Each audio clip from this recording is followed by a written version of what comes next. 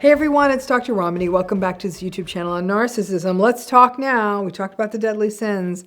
Let's talk about the 7 sacred virtues. So we talked about the deadly sins and they clearly describe narcissism. So that begs the question, and you know I went on this deep dive, do the 7 sacred virtues describe the nice people who get stuck in these relationships? A little, yeah, they do. Actually, more than a little. It's not as perfect a map as the deadly sins are to narcissism. And in part, that's because people with different kinds of personalities end up in narcissistic relationships. But what is interesting is that each of the 7 virtues represents a sort of counterweight or an opposite to each sin. So let's take them on in that same way. So the first sacred virtue is humility. This is the counterweight to the sin of pride. In personality theory, humility is often part of the larger trait of agreeableness. Humility is not just being humble, but it has varying ancient definitions, including what we would consider now to be authenticity. Seeing clearly and knowing who you are, knowing your strengths and weaknesses. Humility is also about freedom from ego, the willingness to acknowledge the gifts of others. And in a more extreme telling, humility can also be about submission. So humility is a tricky concept. There's lots of moving parts, but many, if not most, survivors I have encountered have had a lot of humility. However, that submission part, the subjugation and giving in, even to those who may be harmful, that's the harmful part of humility for a person in a narcissistic relationship. However, if we see this through the point of view of a giving up of ego and seeing oneself and seeing others clearly, this is most survivors of narcissistic relationships. And there's also a vulnerability that's created by humility because there may also be a greater risk of subjugation. The second sacred virtue is charity, which is the opposite of the deadly sin of greed. Charity was originally conceived of as love of God and other people. It is the giving of oneself to others and is actually considered the supreme of all virtues because it most parallels what we witness in divinity, and it represents the divine in ourselves. This isn't just about giving money to charity or doing nice things. It's about being good to other people. So again, this virtue, you can see how it gets people stuck in narcissistic relationships. The charity means that you keep loving the person even as they are harming you or giving more and more of yourself to a person who's not caring for you. People who possess this trait of charity, it's pretty clear that they will quite easily get sucked into the vortex of narcissistic relationships. This charity quality is a wonderful quality, and again, like humility, is part of the model of agreeableness that is often present in people who are most harmed by narcissistic relationships. The third sacred virtue is chastity, which is the offset to the sin of lust. Now, of all of the virtues, this one was the most tricky to me because it was sort of a pathologizing of sex outside of marriage and everything that was sex or sex adjacent, like masturbation. I don't know that it's a virtue to not have sex, right? Broadly, chastity is temperance. I can understand that a bit more. Temperance is the managing of one's appetites, which really means regulation.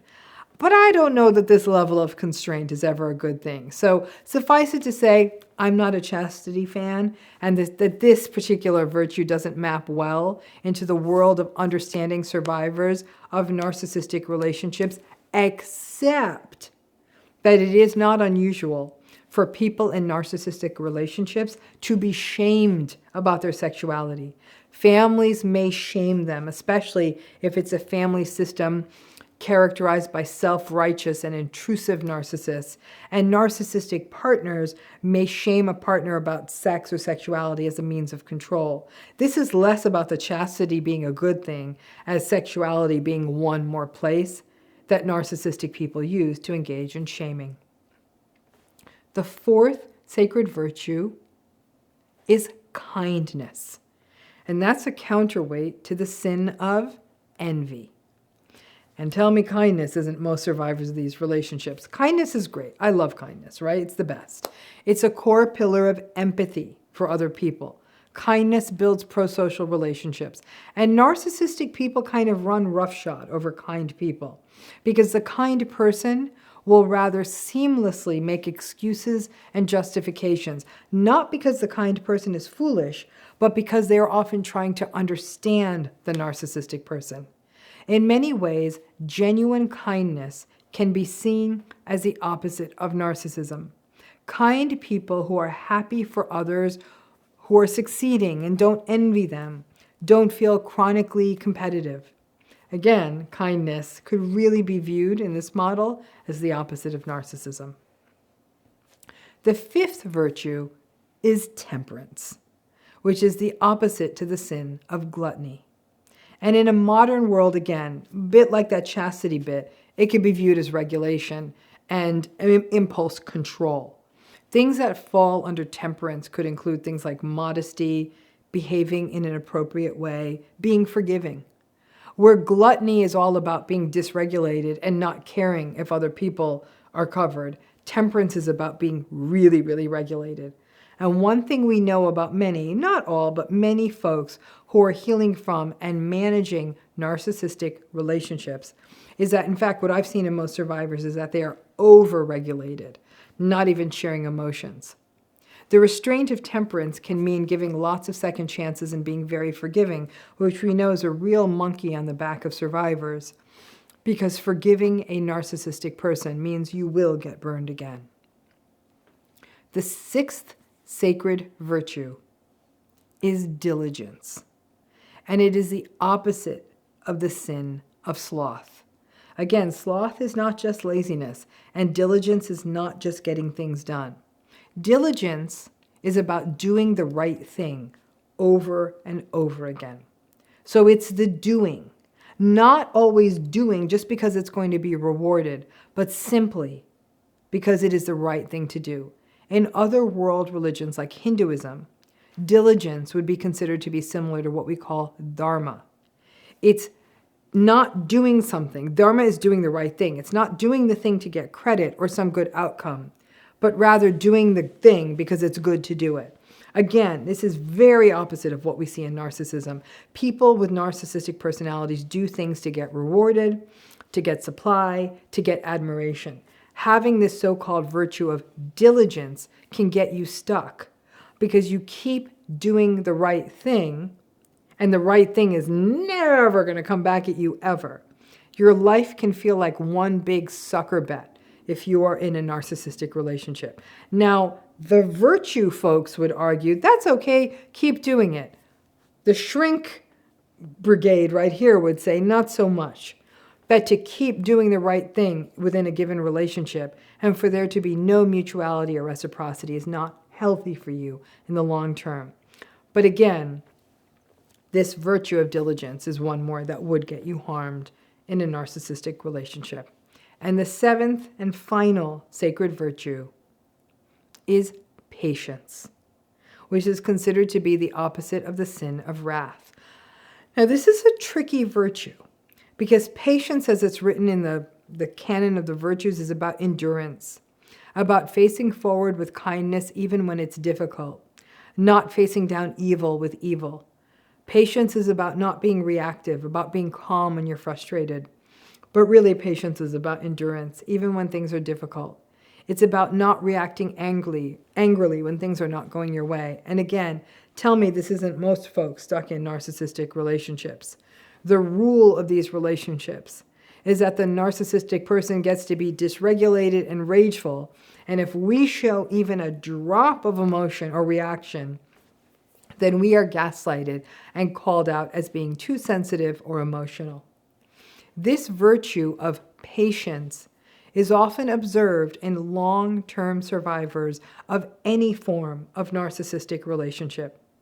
Folks who endure the imbalanced, asymmetric, and unfair territory of a narcissistic relationship or system, that's really where this patience thing is an issue. So with the exception of chastity, I'm not a fan, the virtues actually clearly describe the qualities that many survivors of narcissistic relationships have or experience. These virtues are, in general, pretty wonderful qualities: regulation, patience, doing the right thing, authenticity, kindness, humility. Most of these map onto the modern personality trait of agreeableness. The very people who are most likely to get stuck in narcissistic relationships, make excuses and justifications, generate rationalizations, and basically endure a rather awful relationship with the narcissistic person with grace. The virtues are wonderful when they are met and received in a loving way.